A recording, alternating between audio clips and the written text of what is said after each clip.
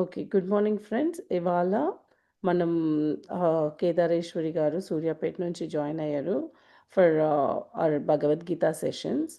ఇవాళ day 5 and Kedareswari గారు please go ahead and start your Bhagavad Gita session అండి. Okay madam. థ్యాంక్ యూ అండి. అందరికీ నమస్తే అండి. జూమ్ లో పాల్గొన్న మాస్టర్స్ అందరికీ నమస్తే. మొట్టమొదట మనము శ్రీకృష్ణ పరమాత్మయే నమః జగద్గురు బ్రహ్మర్షి పితామహ పత్రిజీ గారికి నమస్కరిస్తూ ఈ రోజు భగవద్గీత క్లాస్ ని ప్రారంభిద్దాం. అయితే భగవద్గీతలో 2వ అధ్యాయము 47వ శ్లోకము.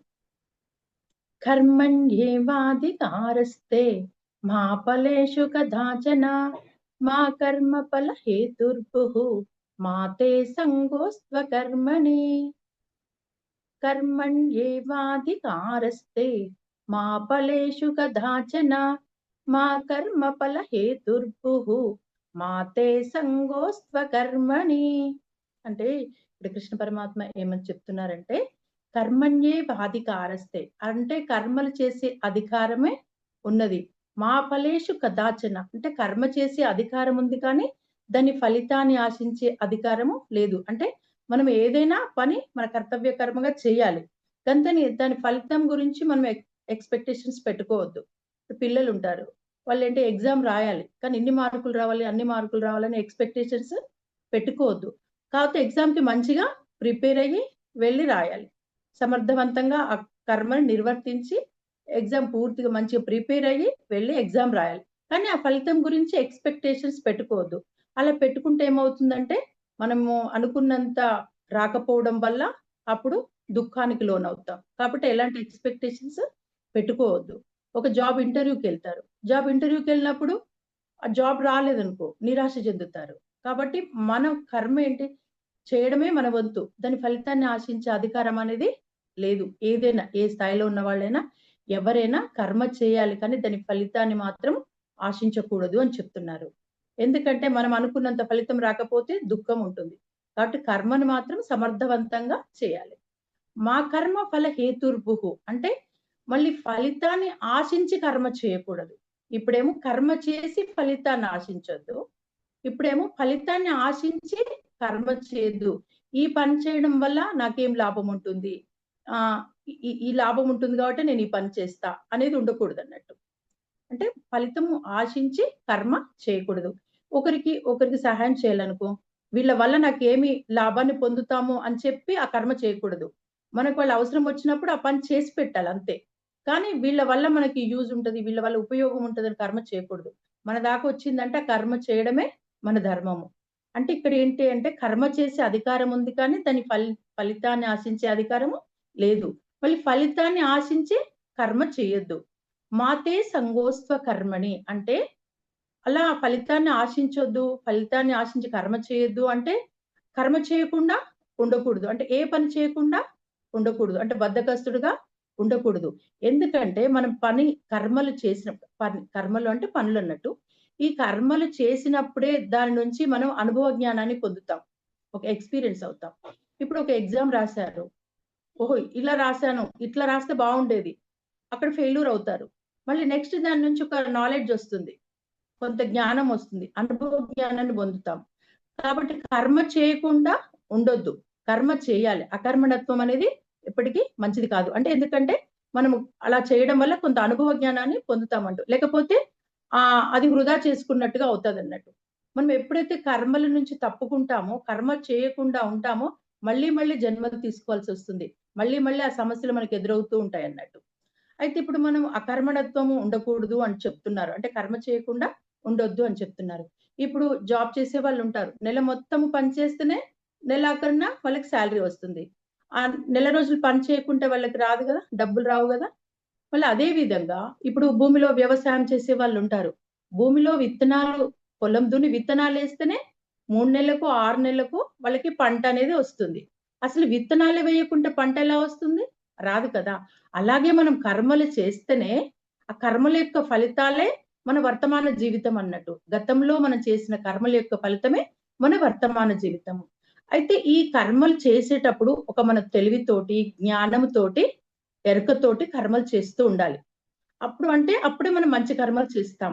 ఇప్పుడు మనము వర్తమాన జీవితంలో మనం ఆనందంగా ఉన్నామంటే, గతంలో మనం మంచి చేసిన కర్మల వల్లనే ఇప్పుడు మనం ఆనందంగా ఉన్నాము.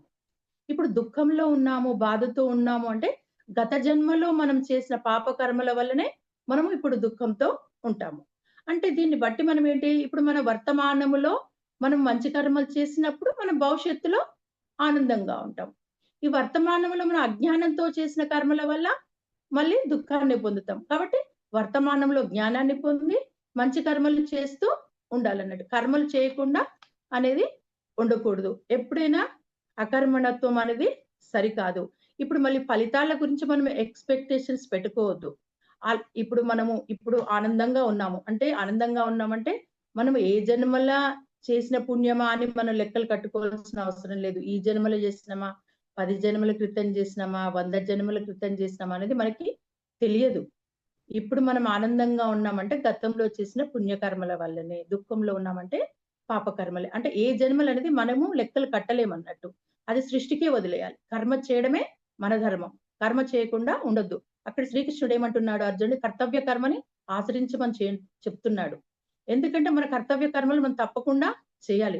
ఇప్పుడు ఎవరికి తగ్గట్టు వాళ్ళ కర్తవ్య కర్మలు ఉంటాయి. ఇప్పుడు చిన్న పిల్లలు వాళ్ళు మంచిగా చదువుకోవాలి. చదువుకొని మళ్ళీ తర్వాత వాళ్ళు ఉద్యోగం చేయాలి. అవన్నీ వాళ్ళ కర్మలు, వాళ్ళ డ్యూటీస్ వాళ్ళు చేయాలి.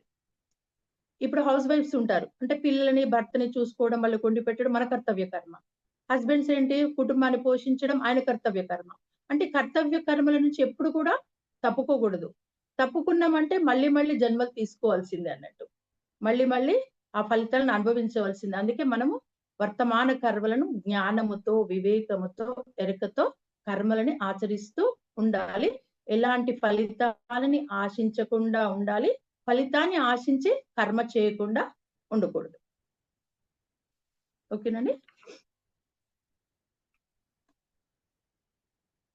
ఇంక 2వ అధ్యాయము 48వ శ్లోకం. యోగస్థః కురు కర్మాణి సంగం త్యక్త్వా ధనంజయ సిద్ధ్యో సమో భూత్వా సమత్వం యోగ ఉచ్యతే. యోగస్థః కురు కర్మాణి సంగం త్యక్త్వా ధనంజయ సిద్ధ్యో సమో భూత్వా సమత్వం యోగ ఉచ్యతే. ఇక్కడ ఏమని చెప్తున్నారు, ఇంతకు ముందు శ్లోకంలో ఏమన్నారు, ఫలితాన్ని ఆశించి కర్మ చేయవద్దు, కర్మ చేసి ఫలితాన్ని ఆశించొద్దు, కర్మ చేయకుండా ఉండొద్దు. 3 విషయాలు చెప్పారు అక్కడ. ఇక్కడ ఈ శ్లోకంలో ఏం చెప్పారంటే, యోగస్థః కురు కర్మాణి, యోగ స్థితిలో ఉండి కర్మలు చేయమని చెప్తున్నారు. సంగం త్యక్త్వా ధనంజయ, మళ్ళీ వాటి యందు కూడా ఆసక్తి ఉండొద్దు. సిద్ధ్యో సమో భూత్వా, అంటే సిద్ధించినా సిద్ధించకపోయినా సమస్థితిలో ఉండు.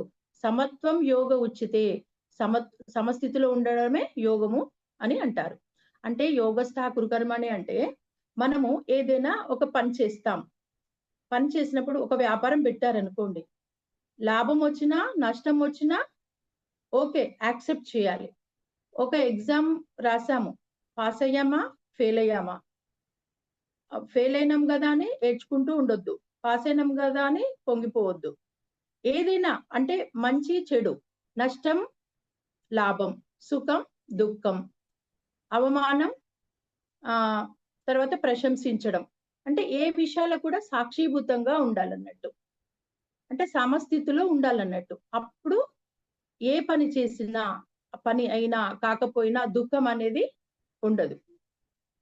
ఇప్పుడు ఒక ఇంటర్వ్యూకి వెళ్తాం, జాబ్‌కి వెళ్తారు, జాబ్ రాదు. రాకపోతే ఏడ్చుకుంటూ కూర్చోవద్దు. వచ్చింది కదా అని సంబరపడకుండా ఉంటారో ఆ స్థితిలో ఉండాలన్నట్టు. సమస్థితిలో ఉండాలి. వచ్చినా రాకున్నా ఒకేలాగా ఉండాలి. ఇప్పుడు రావాలనే ఎక్స్‌పెక్టేషన్స్ పెట్టుకోవద్దు. రాకుంటే ఏమవుతుందో అని బాధపడొద్దు. ఎక్స్‌పెక్టేషన్స్ లేకుండా ఉండాలి. సమస్థితిలో ఉండి కర్మలను చేయాలి. ధనంజయ అంటే ఈ ధనాన్ని జయించి ప్రాపంచిక వ్యామోహం నుంచి బయటకొచ్చినటువంటి, అంటే ప్రాపంచిక సంపదల మీద ఎలాంటి వ్యామోహం ఇష్టం లేనటువంటి ఓ అర్జున, సిద్ధ్యో సమో భూత్వా, పని అయినా కాకున్నా సమస్థితిలో ఉండు. ఏమి దుఃఖించవద్దు. సమత్వం యోగ ఉచితే, సమస్థితిలో ఉండడమే యోగం అనిపిస్తుంది. యోగం అని అనిపించుకుంటారు అని అంటారన్నట్టు. అంటే ఏది చేసినా మనము సమస్థితిలోనే ఉండాలి. కానీ సమస్థితిలో ఉండడం అనేది చాలా కష్టమైన పని. ఇప్పుడు మనమే ఉంటాము. మనం ఒక చోటికి పోతాము. ఆ పని కాలేదు. బాధపడుతూ ఉంటాము. పనైతే ఓకే. పిల్లాడికి రిజల్ట్ మంచిగా వస్తే ఓకే. రాకుంటే ఏడ్చుకుంటా. అంటే ఇది చాలా కష్టమైన పని ఇది ఉండడం. కానీ నిరంతరం ధ్యాన సాధన చేయడం వల్ల, మనం ప్రతిరోజు సాధన చేయడం వల్ల, ఈ కర్మలను ఇలా ఆచరించాలనే విషయం తెలుసుకున్నప్పుడు, మనం ఆ విధంగా ఉన్నప్పుడు మనం అలా చేయగలుగుతామన్నట్టు. ఆ సమస్థితిలో ఉండడం వల్ల ఏమవుతుందంటే కర్మబంధాలలో చిక్కుకోమన్నట్టు. ఆ విధంగా కర్మలను ఆచరించమని చెప్తున్నాడన్నట్టు. ఆ విధంగా ఉంటే మనము ప్రశాంతంగా ఉండగలుగుతాం. దాని రిజల్ట్ తప్పకుండా ఉంటుంది. ఆ సృష్టియే చూసుకుంటుంది. మనం ఏది వచ్చినా పాస్ అయినా, ఫెయిల్ అయినా, నష్టం వచ్చినా, లాభం వచ్చినా, ఎవరైనా మనల్ని ప్రశంసించినా, ఎవరైనా అవమానించినా ఒకేలాగుండాలన్నట్టు. ఆ విధంగా ఉండడమే సరియైనదని చెప్తున్నారన్నట్టు ఇక్కడ. అంటే మన జీవితంలో ఎన్నో కష్టాలు వస్తుంటాయి. సుఖాలు వస్తుంటాయి. ఒక్కోసారి ఆనందిస్తుంటాం. ఒక్కసారి దుఃఖంతో ఉంటాము. అంటే అది మామూలుగా సహజంగా ఎవరికైనా కలుగుతుంది. నిరంతరము అలా వచ్చినప్పుడు ఈ విధంగా ఉండాలన్నట్టు. అప్పుడు ఉన్నప్పుడే మనము సరి అయిన జీవితం జీవిస్తున్నట్టన్నట్టు. అదే ఆధ్యాత్మిక జీవితం. అదేమంటే నిరంతరం మనము సాధన చేస్తూ అలా సాధన చేస్తూ ఉంటే మనం అలా ఉండగలుగుతామన్నట్టు. అలా ఉన్నప్పుడు ఏంటంటే కర్మబంధాల్లో మళ్ళీ చిక్కుకోము. అంటే ఆ ఫలితాల గురించి ఎక్స్‌పెక్టేషన్స్ పెట్టుకున్నప్పుడు మళ్ళీ జన్మలు తీసుకోవాల్సి ఉంటుందన్నట్టు. వాటి వల్ల మనకేంటంటే పుణ్యము, పాపము అంటాం గదా! మంచి కర్మ చేయడం వల్ల పుణ్యము, చెడు కర్మ చేయడం వల్ల పాపం అంటాం గదా!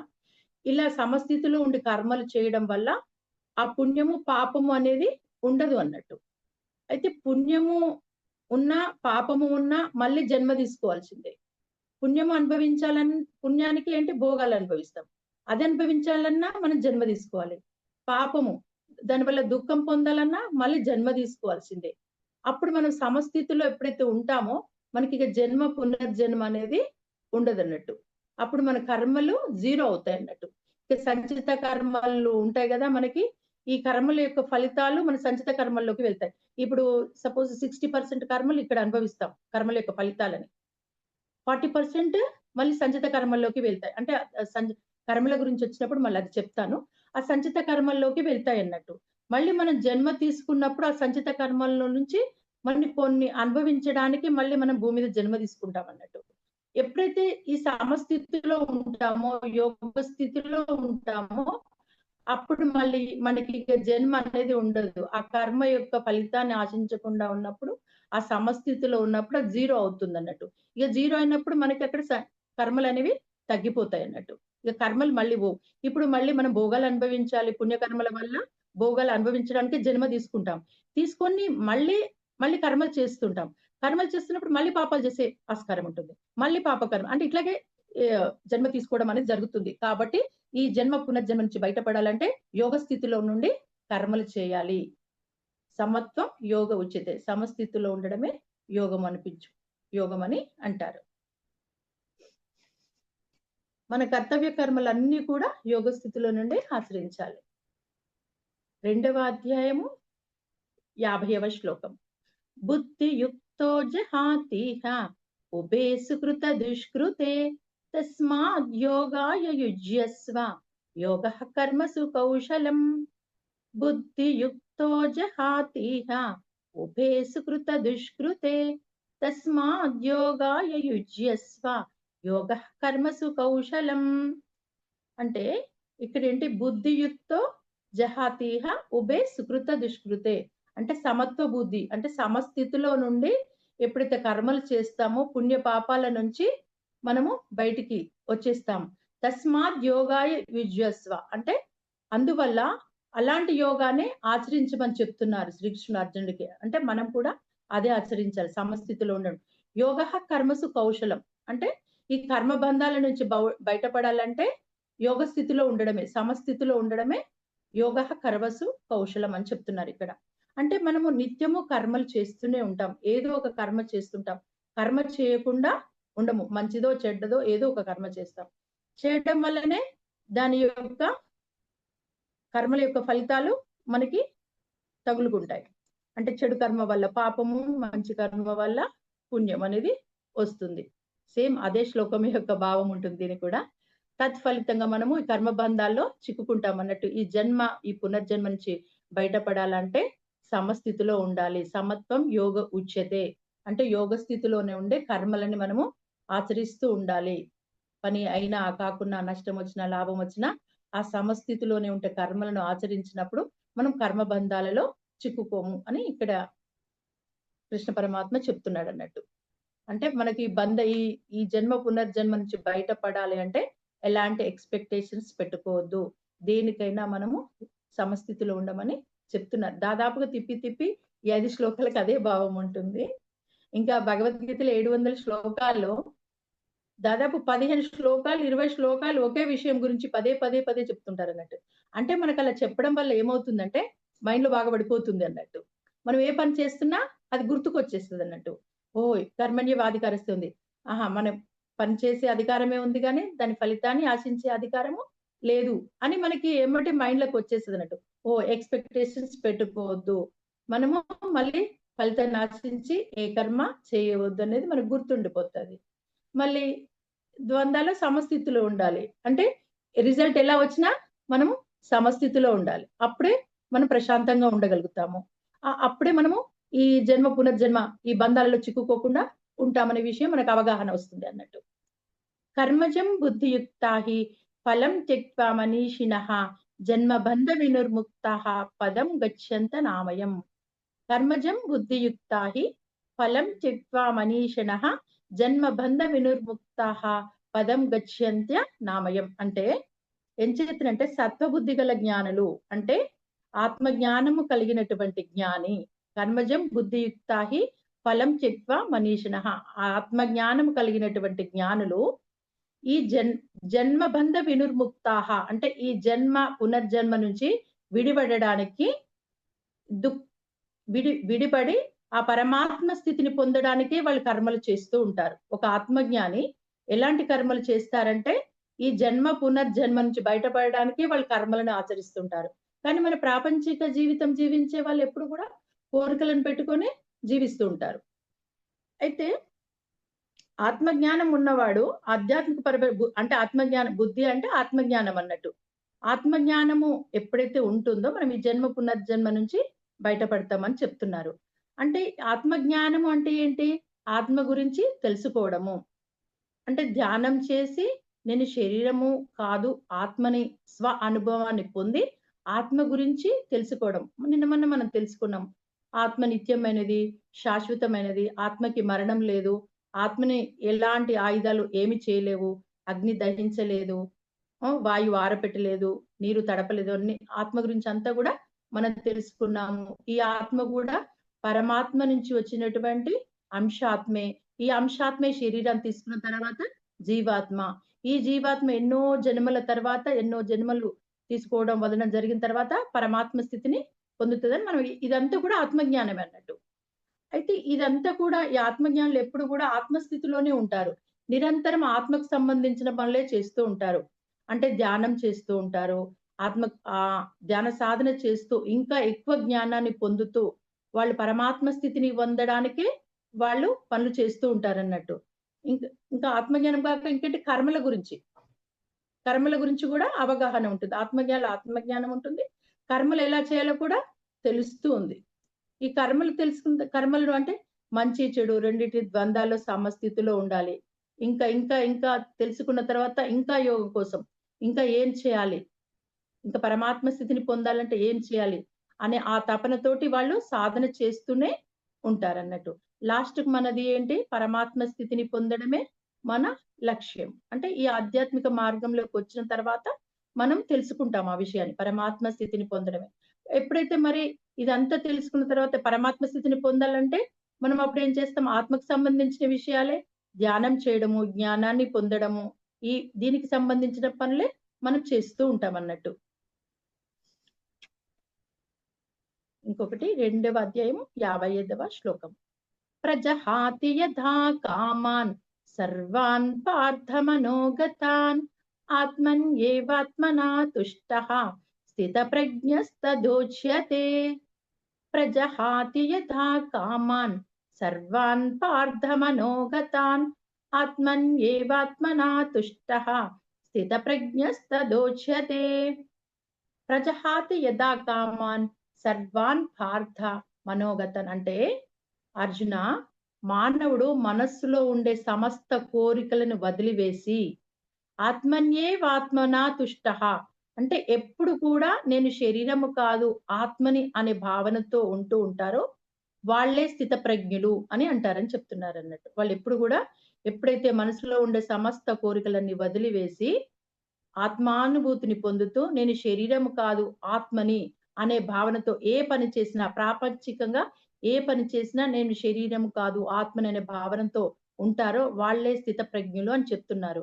అంటే వాళ్ళు చేసే కర్మలన్నీ ఇప్పుడు మనం చెప్పుకున్నాం గదా! అదే విధంగా ఉంటది ఆత్మజ్ఞానం పొందినటువంటి వాళ్ళు. కానీ సహజంగా మానవులు అందరూ కోరికలతోటే ఉంటారు. ప్రాపంచిక జీవితం మనం జీవించే వాళ్ళందరూ గూడా కోరికలతోటే ఉంటారు. అయితే ఈ కోరికలనేవి సరికాదు. ఈ కోరికలనేవి మనసుకు సంబంధించినవి. అవసరాలు అనేవి శరీరానికి సంబంధించినవి. అవసరాలు ఓకే. కోరికలనేది ఉండకూడదు అని చెప్తున్నారిక్కడ. అవసరాలు అంటే మనమేంటి, తినడానికి ఆహారం కావాలి. ఆహారం అంటే మనకు ఆకలి తీరడానికి ఏదైనా కొంత భోజనం కావాలి. అది అవసరము. మళ్ళీ మనం ఉండడానికి ఇల్లు కావాలి. చలి, ఎండ, వానం నుంచి మన శరీరాన్ని రక్షించుకోవడానికి బట్టలు కావాలి, వస్త్రాలు కావాలి. ఇవి అవసరాలంటారు. ఇవి శరీరానికి సంబంధించినయి. అవసరాలు ఓకే. కానీ మనసుకు సంబంధించి అంటే ఇలాంటి ఇప్పుడు మనం ఆహారం అంటే మనకు ఆకలి తీరడం కోసం ఆహారము తీసుకుంటాము. కానీ ఆహారం ఇలా ఉండాలి, పంచభక్ష పరమాన్నాలతో ఉండాలి, బిర్యానీ గావాలి, అది గావాలనేది కోరికన్నట్టు. ఇది మనసుకు సంబంధించినదన్నట్టు. కోరికలు ఉండొద్దు అని చెప్తున్నారన్నట్టు. ఉండడానికి ఇల్లు గావాలి. ఓకే. ఎండ, వానల నుంచి రక్షించుకోవడానికి మనం ఇంట్లో నీడలో ఉండాలి. కానీ డూప్లెక్స్ ఇల్లు గావాలి, 10 రూమ్ల ఇల్లు గావాలి, 5 రూమ్ల ఇల్లు గావాలి, ఇలా ఉండాలి, అలా ఉండాలనేది మనసుకు సంబంధించింది. ఈ కోరికనేది ఉండకూడదు. మనకి వస్త్రాలు అవసరమే. కానీ వస్త్రాలు ఇంత కాస్ట్‌లీ గావాలి, అంత కాస్ట్‌లీ గావాలనేది అది మనసుకు సంబంధించింది కోరిక. అంటే అలాంటి కోరికలు ఉండొద్దు. అవసరాలు ఓకే, కానీ కోరికలనేవి సమంజసం కాదు. కోరికలనేది ఎప్పుడు కూడా ఉండకూడదు అంటున్నారు. అంటే మనం ప్రాపంచిక జీవితంలో అత్ అత్యాశలే అంటే మన ప్రాపంచిక జీవితం జీవిస్తున్నాం గదా! ఇప్పుడు ఒక ఇల్లు ఉంది. ఓకే. 4 ఇండ్లు గావాలనేది అతి ఆశ. ఒక ఫ్లాట్ ఉంది. లేదు ఇంకో 2 ఫ్లాట్లు గావాలనుకుంటాం. అంటే అతి ఆశ అనేది ఇది పనికి రాదన్నట్టు. అతి ఆశ పనికిరాదు. కోరికలనేది ఉండకూడదు. అలా ఉన్నప్పుడు మనకి ధ్యానం కూడా సరిగ్గా కుదరదంట. కోరికల వల్లనే మనం చాలా డిస్టర్బ్ అవుతుంటాం. దాంతోటే మనకు దుఃఖం అనేది వస్తుంది. ఇప్పుడు ఒక ఇల్లు ఉంది ఉండడానికి. ఓకే. ప్రశాంతంగా ఉంటాము. ఇంకా 2 ఇల్లులు కొనుక్కోవాలనుకున్నప్పుడు ఇంకా దానికి కష్టపడి డబ్బులు సంపాదిస్తూ ఉండాలి. ఆ సంపాదించే క్రమంలో మనం కర్మలు చేస్తూ ఉంటాం. అంటే పనులు చేస్తూ ఉంటాం. ఇంకా కర్మలు ఎక్కువ పెరిగే అవకాశం ఉంటుందన్నట్టు. మన కర్మలకు తగ్గకపోగా కర్మలు పెరుగుతూ ఉంటాయన్నట్టు. అంటే ఇంకెక్కువ జన్మలు తీసుకోవాల్సి ఉంటది. జన్మలు తీసుకుంటే ఇంకెక్కువ దుఃఖాన్ని పొందాల్సి వస్తూనే ఉంటది. అంటే జన్మ తీసుకుంటే ఏమవుతుంది? ఇప్పుడు బాగానే ఉన్నాం గదా! మళ్ళైనా బాగానే ఉంటాం గదా! జన్మ ఉండగూడదని కొంతమందికి సందేహాలొస్తాయన్నట్టు. అంటే ప్రతి మనిషి జన్మ పుట్టిన దగ్గర నుంచి చనిపోయేలోగా నాకు వద్దు ఈ జన్మ, మళ్ళంటూ జన్మ వద్దు అని అనుకుంటారన్నట్టు మనిషి. కాకపోతే ఇప్పుడు మనకంతా బాగానే ఉంది. ఏమైంది? మళ్ళీ ఇంకో జన్మ తీసుకుంటే ఏమైతది అని అనుకుంటాం. కానీ ఏదో ఒక దశలో మనం పుట్టిన దగ్గర నుంచి చనిపోయేలోగా కంపల్సరీ మనం అనుకుంటాం. వద్దు ఈ జన్మ వద్దు. మళ్ళీ మనకి భూమి మీద జన్మ వద్దు అని అనుకుంటాము. కానీ మన ఈ కర్మబంధాల్లో చిక్కుకుంటే మళ్ళీ మనం జన్మలు తీసుకోవాల్సిందే అన్నట్టు. అంటే మనకి అవసరాలు తీర్చుకోవాలి గానీ, కోరికలనేది ఉండకూడదు. మితిమీరిన ఆశలనేది ఉండకూడదు అని చెప్తున్నారు. ఇంకేంటి అంటే మనము కర్మలు 4 రకాలుగా చేస్తాం. ఇప్పుడు సహజంగా జరుగుతుంది. ఏది? శ్వాసక్రియ. ఊపిరి తీసుకోవడం, ఊపిరి వదలడము, నిద్రపోవడము ఇవన్నీ సహజంగా జరిగిపోతుంటాయి. దీనివల్ల మనకెలాంటి పాపం అనేది ఉండదు. నెక్స్ట్ ఏంటి? ఆహారం తీసుకోవాలి. మరి శరీరం నిలవాలంటే ఆహారం తీసుకోవాలి. ఆహారం తీసుకునే విషయంలో కొంత పాపకర్మ తగిలే అవకాశం ఉంటుంది. ఎలా అంటే ఇప్పుడు మనం శాకాహారం తింటాం ఓకే. మళ్ళీ మాంసాహారం తినడం వల్ల కొంచెం పాపకర్మలొస్తాయి మనకి. అది. థర్డ్ వచ్చేసి మళ్ళీ మనకేంటి మన కర్తవ్య కర్మలను ఆచరించాలి. మన రెస్పాన్సిబిలిటీస్, మన కర్తవ్య కర్మలు అంటే మన ధర్మాన్ని మనం ఆచరించాలి. మనం ఏదైతే డ్యూటీస్ చేయాల్సిందో ఆ డ్యూటీ తప్పకుండా చేయాలి. ఇప్పుడు పిల్లలు పుట్టారు. వాళ్ళ పోషణార్థం చూసుకోవాలి. అన్ని ఎవరి కర్తవ్య కర్మలు వాళ్ళకుంటాయి. మన కర్తవ్య కర్మలు నిర్వర్తించే క్రమంలో ఈ తెలివితో, జ్ఞానంతో చేసినప్పుడు మనం కర్మబంధాల్లో చిక్కుకోకుండా ఉంటాము. మన కర్తవ్య కర్మలు నిర్వర్తించలేదనుకో మళ్ళీ మళ్ళీ జన్మలు తీసుకోవాల్సి వస్తుంది. అందుకే అర్జునుడు అక్కడేంటి క్షత్రియుడు. యు యుద్ధం చేయడం క్షత్రియ ధర్మం. అక్కడ ఆయన కర్తవ్య కర్మ యుద్ధం చేయడం. కానీ నేను యుద్ధం చేయను అంటున్నాడు. అక్కడ శ్రీకృష్ణుడేంటి జ్ఞానాన్నంతా బోధించాడు. నీ కర్తవ్యాన్ని నువ్వు ఆచరించు. అదే విధంగా మనం గూడా మన సంసారిక జీవితంలో కూడా మన కర్తవ్య కర్మలను నిర్వర్తించాలి. మన కర్తవ్య కర్మల నుంచి మనము తప్పుకోవద్దు. తప్పుకుంటే మళ్ళీ మళ్ళీ జన్మలు తీసుకోవాల్సిందే ఉంటుంది. ఈ కర్తవ్య కర్మలు నిర్వర్తించే క్రమములో మనము పాపకర్మలు చేయకుండా నలుగురికి మనం చేసే కర్మ వల్ల ఇతరులు ఆనందంగా, ఇతరులు సుఖంగా, ఇతరులు ప్రశాంతంగా, మనం ప్రశాంతంగా ఉండేటట్టు చూసుకోవాలి. కానీ మనం చేసే ఆ కర్మల వల్ల ఇతరులకు దుఃఖం గాని, హాని కానీ కలగకుండా చూసుకోవాలి. ఆ విధంగా కర్మలను ఆచరిస్తూ ఉండాలి. మరి ఈ విధంగా కర్మల్ని ఆచరించాలంటే మనం నిరంతరము ధ్యాన సాధన చేస్తూనే ఉండాలి. ప్రతి నిత్యము ధ్యాన సాధన చేయడం వల్ల మన మనసు ఒక ప్యూరిటీ అవుతుందన్నట్టు. ఒక మా అంటే ఈ మన మనసు అనేది ఎలా ఉంటుందంటే కల్మషము, ఈర్ష్య, ద్వేషం అవన్నీ ఉంటాయి గదా! అవన్నీ పోయి ఒక ప్యూరిటీగా తయారవుతాం అన్నట్టు. ఆ మనసు శూన్యమైనప్పుడే అప్పుడు మనము అలా ఆ దైవ లక్షణాలనేవి మనకి వస్తున్నాయి. పరమాత్మ అంతటా ఉన్నాడు. పరమాత్మ శక్తి అంతటా ఉంది. ఎప్పుడైతే మనం ధ్యాన స్థితిలో ఉండి మనసును శూన్యం చేసుకుంటామో, ఆ పరమాత్మ శక్తి మనకి వస్తుందన్నట్టు. అప్పుడు మనలో దైవ లక్షణాలనేవి వస్తాయన్నట్టు. అంటే మనం ఈ సమస్త కోరికలు, ఈ కోరికలన్నీ వదిలివేసినప్పుడు మితిమీరిన ఆశలు అనేది ఉండకూడదు. మితిమీరిన కోరికలనేవి అసలే ఉండకూడదు. వాటి వల్ల చాలా పాప కర్మలొచ్చే అవకాశం ఉంటుంది. కాబట్టి మన కర్మలను సమర్థవంతంగా నిర్వర్తించాలి.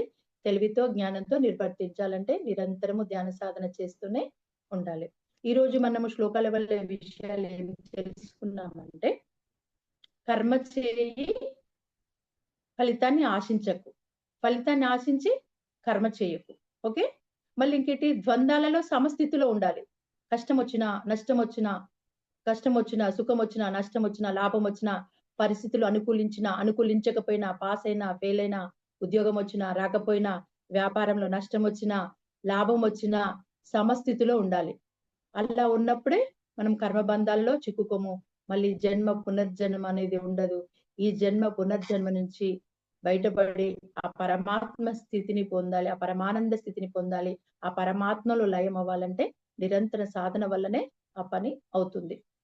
అది అండి ఈ శ్లోకాల యొక్క భావం ఈరోజు. థ్యాంక్ యూ అండి కేదారేశ్వరి గారు. చాలా బాగా చెప్పారు.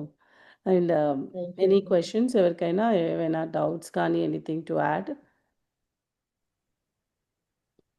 నమస్తే కేదారేశ్వర్ గారు. నాకు 2 క్వెషన్స్ ఉన్నాయి కానీ నేను తర్వాత అడుగుతాను. ఇవాళ మీద ఉంది కాబట్టి ఇవాళ ఏం అడగను. మీ నెక్స్ట్ క్వెషన్‌లో అడుగుతాను. సెషన్ ఇప్పుడు జస్ట్ అడగండి. ఏం కాదు. జస్ట్ అడగండి. 2 నిమిషాలు టైం అడగండి. నాకు క్వెషన్ ఏంటి అంటే, ఇప్పుడు మీరు 10 ఇయర్స్ కింద ఉన్న కేదారేశ్వరికి, ఇప్పుడున్న కేదారేశ్వరికి చాలా డిఫరెన్స్ ఉండుంటది. అంటే అవునండి. మీకు తెలుస్తుంది. అది మీ ఇంట్లో వాళ్ళకి తెలుస్తుంది. సో, అవును. ఇది మీకు ఏమి హెల్ప్ చేసింది? అంటే ఇప్పుడు మీరు వచ్చే అంటే మెడిటేషనా? లేకపోతే ఈ భగవద్గీతనా? దేని వల్ల మీకు ఎఫెక్ట్ లైఫ్‌లో చాలా డిఫరెన్స్ వచ్చింది ఆ! అంటారు? కొంత మెడిటేషన్ వల్ల వచ్చింది. మెడిటేషన్ వల్ల ఏమి వచ్చింది అంటే, అంతకుముందు ఎవరైనా ఏమైనా అన్నారంటే దాన్ని బాగా ఆలోచించేదాన్ని. ఎవరైనా మనసుకు బాధ కలిగించేటట్టు మాట్లాడితే దాన్ని పదే, పదే, పదే, పదే ఆలోచించేదన్నట్టు. ఆలోచించి అంటే ఎవరైనా కోప్పడ్డా, తిట్టినా, ఏది జరిగినా దాన్ని ఎక్కువగా తీసుకునేదాన్నన్నట్టు మైండ్‌కి. తీసుకోవడం వల్ల నా హెల్త్ డిస్టర్బ్ అయింది. అంటే ఎప్పుడైతే మనసు డిస్టర్బ్ అవుతదో ఆ మనసు యొక్క ప్రభావం శరీరం మీద పడుతుందన్నట్టు. శారీరక అనారోగ్యం వస్తుంది. అందుకే నాకు డిస్క్ ప్రాబ్లమ్ వచ్చిందన్నాను గదా! సెన్సిటివ్‌గా ఉండేదాన్నన్నట్టు. తీసుకునేదాన్ని కాదు. ఆ బాధ ఉండేదన్నట్టు. అంటే నేను ఈ సాధన చేయడం వల్ల నాకది అర్థమైపోయింది. ఏది కూడా ఎక్కువగా ఆలోచించొద్దు. ఏదైనా లైట్‌గా తీసుకోవాలి అనేది అర్థమైపోయిందన్నట్టింకా. అంటే అప్పటినుంచి మళ్ళీ ఇంక ఈ నాలెడ్జ్ తెలుసుకున్న తర్వాత ఏంటి అంటే ఎవరి ప్రవర్తన, వాళ్ళ ఆలోచనలు, వాళ్ళ పనులు, వాళ్ళ బిహేవియర్ మనకి నచ్చదు. వాళ్ళు అలా ఉన్నారు, ఇట్లా ఉన్నారు అని గూడా మనం అనుకుంటాం. అది ఎందుకంటే వాళ్ళ ఆత్మస్థాయిని బట్టి వాళ్ళు అలా వ్యవహరిస్తున్నారని మనం ఇంక ఇప్పుడు వదిలేసుకున్నాం. అంతకుముందే ఏంటి వాళ్ళు అట్లా మాట్లాడుతున్నారు, కరెక్ట్ కాదు కదా, తప్పు కదా, వాళ్ళ ప్రవర్తన నాకు నచ్చలేదు అని మనం దాన్ని జడ్జ్ చేసు అనుకుంటుంటాం మన టూర్‌కి. ఇప్పుడేంటి, ఇప్పుడు సపోజ్ ఒక 20 ఇయర్స్ ఉంటారు. ఒక 7 ఇయర్స్ బాబు ఏంటి మట్టిలో ఆడతాడు, ఏది పడితే అది పూసుకుంటాడు, ఏదైతే చేస్తారు. అప్పుడు మనం ఏమనుకుంటే, "ఏ వాడు చిన్న పిల్లాడు వాడికి తెలియదు" అని అనుకుంటాం. అదే పెద్దోడు పూసుకుంటే, నీకేమన్నా ఏంది అది కరెక్ట్ కాదు గదా అంటాం. అట్లాగే మనకి నాలెడ్జ్ తెలుసుకున్న తర్వాత వాళ్ళ ఆత్మస్థాయి అదే గాబట్టి, వాళ్ళు అలాగే వ్యవహరిస్తారు అని మనకు అర్థమైపోతుందన్నట్టు. ఎవరెలా ఉన్నా అది పట్టించుకోము. ఇప్పుడు నేను సెన్సిటివ్‌గా ఉన్నానన్నాను గదా! ఇప్పుడు దాన్ని ఎక్కువగా తీసుకోవట్లేదు. కానీ ఒకవేళ బాధ కలిగించేటట్లు అయినా, మళ్ళీ దాన్ని వెంటనే ఆహా! అలా ఉండగూడదు అని నన్ను నేను మార్చుకుంటానన్నట్టు. ఇప్పుడు ఈ ఈ శ్లోకాల వల్ల ఇప్పుడు మనకు ఏంటి అంటే, ఇప్పుడు ఫలితాల గురించి ఎక్స్‌పెక్టేషన్స్ పెట్టుకొని, ఇప్పుడు మనం ఎవరికన్నా అంతకుముందు గతంలో హెల్ప్ చేసుంటాం. ఇప్పుడు మళ్ళీ వాళ్ళు మనకి ఆ రోజు నేను హెల్ప్ చేశాను గదా! మనకి హెల్ప్ చేయలేదు అని మనం అనుకుంటాం కదా! అలాంటి ఎక్స్‌పెక్టేషన్స్ ఏమి పెట్టుకోకుండా ఉండడము. అంటే ఫస్ట్ అవుతుంది. జస్ట్ పెట్టుకోవద్దని మళ్ళీ మనకి మనము తెలుసుకొని అప్పుడు ప్రశాంతంగా ఉండగలుగుతామన్నట్టు. ఇప్పుడు కష్టమొచ్చింది. ఇప్పుడు ఏదో దుఃఖమొచ్చింది. గతంలో నేనేదో పాపం చేసుంటా. ఇప్పుడు ఇట్లా వచ్చింది. ఎవరో మన అకారణంగా వచ్చి మనల్ని తిట్టిండ్రు. ఎవరినో ఇప్పుడైనా ఎవరినైనా ఇబ్బంది పెట్టిందేమో వీళ్ళ ద్వారా వాళ్ళే మనకు దుఃఖం కలిగించారు. దుఃఖం అనేది వీళ్ళ ద్వారా వచ్చింది. ఇప్పుడు మనం ఎవరికైనా దుఃఖం కలిగించేటట్లు ప్రవర్తించామేమో. అందుకే మళ్ళీ నేచరు మనకి వీళ్ళ ద్వారా మనకి ఆ దుఃఖం కలిగిస్తుందేమో అని అనుకోవడం అనేది, ఈ నాలెడ్జ్ అనేది మన మైండ్‌లో పడిపోయిన తర్వాత, మన మైండ్‌కి ఎక్కిన తర్వాత, ఆ సందర్భంగా దాన్ని అప్లై చేసుకుంటామన్నట్టు. అయితే మనకి ఇంకా నిరంతరం ఈ ధ్యానం చేయడం వల్ల, తొందరగా మనము దాన్ని చేంజ్ చేసుకోగలుగుతామన్నట్టు. విషయం తెలుస్తుంది. విషయం తెలిసిన తర్వాత, మన ఆచరణలోకొచ్చేసరికి కష్టమైపోతుంది. ఎప్పుడైతే సాధన చేస్తామో, ఆచరించడము ఈజీ ఈజీ అవుతుంది. అయిపోతుందన్నట్టు. ఈజీ అవుతుందన్నట్టు. లేకపోతే మనము దాన్ని ఆచరించడం కష్టంగా ఉంటుందన్నట్టు. ఎట్లా అంటే ఇప్పుడు భూమిలో విత్తనాలేస్తాము. భూమి దున్ని విత్తనాలు వేస్తే మంచిగా మొలకెత్తుతాయి. భూమి దున్నకుండా ఒట్టిగా విత్తనాలేస్తే మొలకెత్తవు.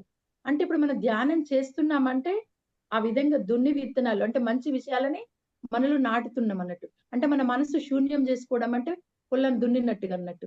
ఈ మనసును శూన్యం చేసుకున్న తర్వాత, ఈ జ్ఞానానికి సంబంధించిన విషయాలు, ఈ నాలెడ్జ్‌ని తీసుకోవడం వల్ల మనకి బాగా అర్థమవుతాయి. అర్థమైన తర్వాత వాటిని ఇంప్లిమెంట్ చేస్తాం. మన లైఫ్‌లో ఆచరిస్తూ ఉంటామన్నట్టు. మళ్ళీ సాధన లేకపోతే ఆచరించడం కష్టంగా ఉంటుందండి. నిరంతర సాధన వల్లనే ఉంటుందన్నట్టు. ఇప్పుడు, ఇప్పుడు నేను శరీరం కాదు ఆత్మని ఈ విషయం అంతా తెలుసుకున్న తర్వాత మనకేమనిపిస్తది? ఎక్కువ కోరికలు ఉండకూడదనిపిస్తది. చాలు మనకొక ఇల్లు. మనం చనిపోయే వరకు మనకి ఇల్లుంటది. ఇంత డబ్బులుంటాయి. బ్రతకడానికి అని అనిపిస్తది. అంతకుముందైతే ఎక్కువ ఆశ అనేది ఉంటది. ఎక్కువ కోరికలనేవి ఉండేవి. ఇప్పుడు అవి తగ్గిపోతుంటాయన్నట్టు. ఈ జ్ఞానం తెలుసుకున్న కొద్దీ మనకి ఎక్కువ అవసరం ఉన్నంత వరకే మనకి. కానీ ఎక్కువ సంపాదించినప్పుడు మనతో ఏది రాదు. మనము పొందినటువంటి జ్ఞానమే మనతో వస్తది. మనం చేసిన కర్మల యొక్క ఫలితమే నెక్స్ట్ జన్మకి వస్తది అని మనకర్థమవుతది. ఇప్పుడు మనం చెడు చేయకూడదు అనే విషయం తెలిసింది. ఎవరికీ ఏం చేయకుండా ఏం కాదు గానీ చెడు మాత్రం చేయవద్దు. మనం చేసే ఒక పని వల్ల వాళ్ళు ఆనందాన్ని పొందేటట్టుగా ఉండాలి. కానీ మనం చేసే పనుల వల్ల వాళ్ళు దుఃఖాన్ని పొందకూడదు అనేది మనం తెలుసుకున్నాము. అట్లాంటప్పుడు మనం ఎవరికీ ఏది చెయ్యము. ఎవరైనా మనకు హాని చేసిరనుకో, మామూలుగా అయితే వాళ్ళు అట్లా చేసిండ్రు గదా! మనం గూడా అట్లే చేయాలి అని అనుకుంటాం. ఎప్పుడైతే జ్ఞానాన్ని పొందిన తర్వాత వాళ్ళు అట్లా చేశారు. వాళ్ళది వాళ్ళ కర్మ. మనకి సంబంధం లేదు. మనం మంచిగుండాలి అనేది మనకర్థమవుతుందన్నట్టు. అప్పుడు మనం ఆనందంగా ఉండగలుగుతాం. Right madam. Thank you. అయిందా? డౌట్ క్లారిటీ అయిందా? అదే అడిగేది ఉండే. ఓకే. యాహ్! ఇంకెవరైనా ఏదైనా అడుగుతా అంటే we have like 3 more minutes తర్వాత మెడిటేషన్ స్టార్ట్ చేద్దాం. ఐ థింక్ ఎవరికేం క్వెషన్స్ లేనట్టున్నాయి. సో, నో మేడం మీ ఎక్స్‌పెక్టేషన్స్ అండి ఇంట్లో మనకిక్కడ. అర్చన గారు ఇంకో యాహ్! యాహ్! క్వెషన్. చెప్పండి. మేడం, మీ ఇంట్లో చేంజెస్ అనిపిస్తాయా? అంటే ఇప్పుడు మీ ఇంట్లో మీ పిల్లలు, మీ హస్బెండ్ చేయలేదనుకోండి, మెడిటేషన్ చేయరు, పూజలు చేయరు, ఏమీ చేయరు అనుకోండి. సో ఆ ఎఫెక్ట్, మీరు చేసింది ఎఫెక్ట్, ఆ పాజిటివిటీ, ఆ ఎనర్జీ అనేది, ఆ aura అనేది వేరే వాళ్ళని కూడా బైండ్ చేస్తుందా? అంటే వాళ్ళ మీద కూడా ఎఫెక్ట్ ఉంటుందా? ఉంటుంది. ఇప్పుడు నేను ఆ, ఇప్పుడు సపోజ్ నాన్ వెజ్ తినకూడదు అంటే మా పిల్లలు తినేవాళ్ళని చెప్పాను కదా అంతకుముందు. మ్మ్. హాస్టల్కి పోయినాక అలవాటు అయిపోయింది వాళ్ళకి. ఎప్పుడైతే నేను ధ్యానం చేసిన కదా, ఇట్లా చెప్పగానే వాళ్ళు వెంటనే బంద్ చేసిర్రు. మామూలుగా కొంతమంది చెప్పినా కూడా బంద్ చేయని వాళ్ళు ఉంటారు కదా, కానీ వెంటనే బంద్ చేసిర్రు. అంటే మన ఎనర్జీ అక్కడ పనిచేసింది అన్నట్టు.